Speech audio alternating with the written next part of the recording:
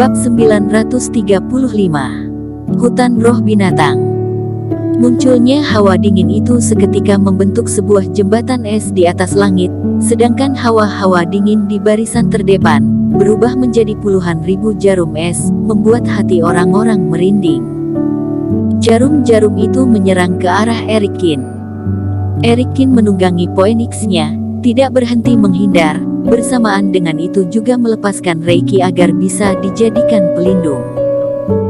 Namun jarum-jarum es itu malah berhasil menembus semua pelindung yang dibuat, meninggalkan banyak luka pada badan Erik. Bersamaan dengan itu juga akan segera membekukan badan Erik.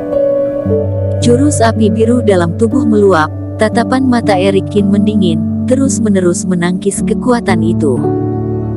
Bersamaan dengan itu, dia mengarah ke bawah. Saat ini dirinya telah berada di bagian inti api dalam istana. Mengira api bisa membantumu. Benar-benar bodoh. Dimarto Zhao kembali tersenyum dingin. Dia melambaikan tangan, 9 buah pedang muncul, berputar berkeliling, mengusik api di berbagai arah, menjadikannya daerah yang hampa. Kata siapa api tidak berguna. Di saat inilah, Ye Zun dan si brewok terbang dari arah api. Mereka mengerahkan seluruh energi, melemparkan belasan buah labu, seketika pecah karena tebasan pedang-pedang itu. Hum! Terjadi ledakan besar, seketika mengunci Dimarto Zhao di dalamnya. Labu api yang Erikin dapatkan dalam istana api itu sempat diteliti dan disadari, benda itu dapat menelan api, dan menyimpannya dalam jumlah besar. Saat Erikin menghadang Dimarto Zhao di kuburan pedang, Ye Zun dan si brewok telah mendatangi lautan api lebih awal, dan mengumpulkan semua api ke dalam buah labu. Yang meledak saat ini adalah 1/10 bagian dalam lautan api. Meski memiliki kultivasi yang tinggi, Dimarto tetap saja tertelan. Sedangkan Erikin malah menunggangi Phoenix berbalik arah, langsung menyerang ke arah Dimarto. Di bagian luar badannya, pedang Xuan Bing dan pedang naga api kembali muncul, daerah sekitar bergetar, puluhan buah pedang terbentuk, terlihat jelas itu adalah gabungan pedang Nanke yang hingga saat ini belum pernah digunakan. Jumlah pedang terbang itu tidak lebih banyak dari jumlah yang ada di kuburan pedang, namun setiap pedang itu adalah pedang terbang berkualitas baik karya master si penempa besi. Setelah itu juga diperbaiki untuk Erik, hingga membuat hawa-hawa dalam 101 pedang itu sama persis. Berada di tengah kumpulan pedang terbang, Erikin menembus api, mementalkan 9 buah pedang panjang itu, hingga tiba di hadapan Dimarto Zhao. Ingin memanfaatkan api-api biasa ini untuk membunuhku. Benar-benar polos, kata Dimarto sambil tertawa lebar. Muncul sebuah pedang panjang dalam genggamannya, langsung ditujukan ke arah Erikin. Namun ekspresi wajah Erikin menjadi sangat dingin, juga menusukkan sebuah pedang. VTTT. Pedang Dimarto Zhao berhasil menembus bahu Erikin, dan di saat Dimarto sedang tercengang, pedang Erikin malah tidak menyerang dirinya, melainkan iblis hitam yang berada di sampingnya. Dalam seketika, daging Dimarto Zhao mengejang, dia mendadak menyadari sesuatu, semua cahaya terang dalam tubuhnya terpancar keluar. Namun semua sudah terlambat, terdengar bunyi, Erikin terlempar oleh tenaga kuat itu, dan pada detik terakhir, pedang Kingtong mengibas, hawa tajamnya langsung membelah iblis hitam menjadi 2 bagian.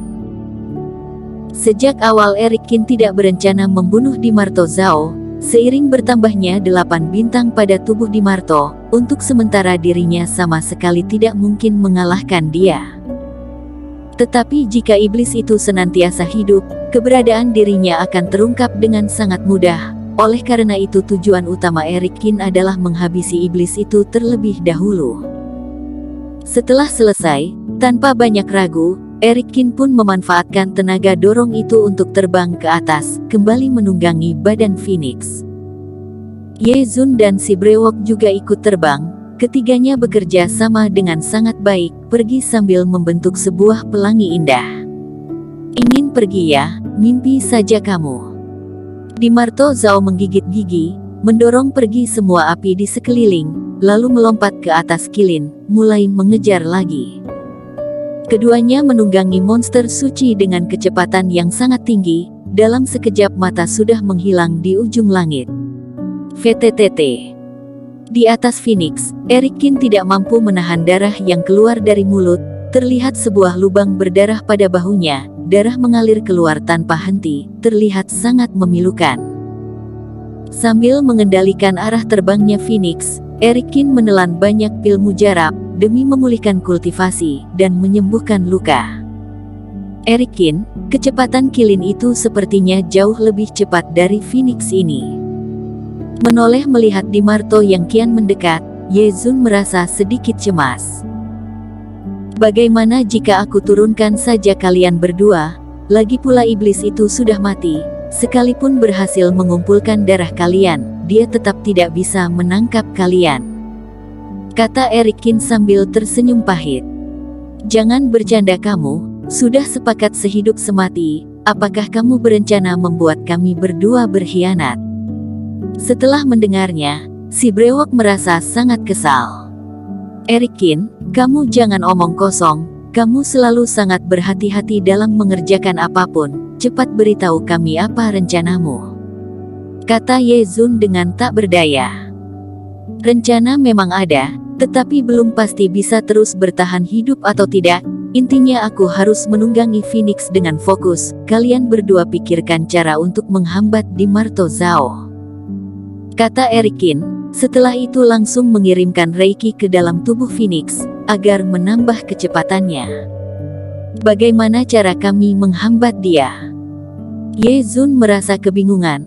Mereka berdua bahkan hampir menjadi manusia transparan, tenaga yang tersisa sama sekali tidak seberapa. Sudahlah, brewok, ada benda apa di dalam tas penyimpanan? Jangan disembunyikan lagi, buang saja. Ye Zun pun menggigit gigi, menyadari keseriusan masalah. Dia segera membuka kotak penyimpanan, membuang keluar benda-benda dalam jumlah banyak, hingga menciptakan ledakan berulang kali di belakang. Si brewok pun melakukan hal yang sama, bahkan pakaian dan sepatu robek milik sendiri pun dibuang. Benar saja, sudah bertahun-tahun mereka mencari harta karun di berbagai wilayah rahasia. Benda-benda yang tersimpan dalam kotak penyimpanan mereka sungguh banyak dan beragam. Pil racun, manusia pupet, senjata yang bisa meledak sendiri, bahkan benda-benda yang tidak diketahui manfaatnya. Di antara semua benda itu, ada sebagian yang berguna, ada sebagian yang hancur menjadi serbuk akibat hawa dingin dari tubuh kilin. Namun keduanya yang membuat situasi berantakan sungguh berhasil menghambat langkah Dimarto Zhao. Bagaimanapun juga sepanjang perjalanan Dimarto telah dijebak 3 orang itu berkali-kali, kini dia bersikap jauh lebih hati-hati, dan sesuai dengan kecepatan saat ini, mengejar mereka adalah hal yang sudah pasti. Dua kelompok saling mengejar, menembus satu demi satu dataran. Secara perlahan lingkungan sekitar berubah, tiba pada sebuah wilayah hutan. Dan suara teriakan juga tidak berhenti terdengar di telinga mereka berempat. Semakin lama semakin dalam, suara yang terdengar semakin banyak, hawa-hawa yang membuat hati merinding pun mulai muncul dalam hutan itu. Tiba-tiba saja, di bagian depan Erik terdengar suara raungan binatang buas. Sebuah roh binatang besar bersayap dengan bentuk luar seperti elang raksasa datang menyerang. Erikin berekspresi datar, tiba-tiba terbang tinggi, lalu menunjuk bagian atas kepala roh binatang itu. Roh binatang itu bimbang sejenak, namun setelah tersadar, Erikin telah berhasil melewatinya. Setelah itu dia kembali meraung, lanjut menyerang Dimarto Zhao yang datang dari arah belakang. Erikin, jangan bilang rencanamu adalah memancing roh binatang keluar demi menyerang Dimarto Zhao. Melihat situasi itu, Ye Zun merasa mulai bisa memahaminya. Tetapi roh binatang terlalu lemah, sama sekali bukan tandingan Dimarto. Jika roh binatang cukup kuat, kita pasti sudah mati lebih awal darinya, kata si brewok sambil tersenyum dingin.